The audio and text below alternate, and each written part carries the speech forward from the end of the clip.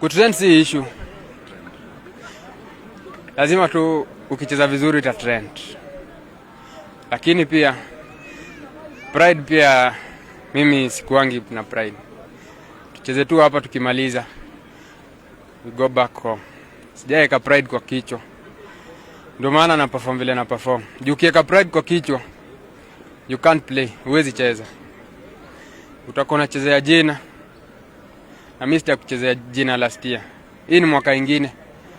Ndio perfectisha hiyo jina basi iende mahali. Kiona kochi wangu hapa, huyu ndiye alileta Msingo High School. Hadi sikujua kama niza soma pale shule.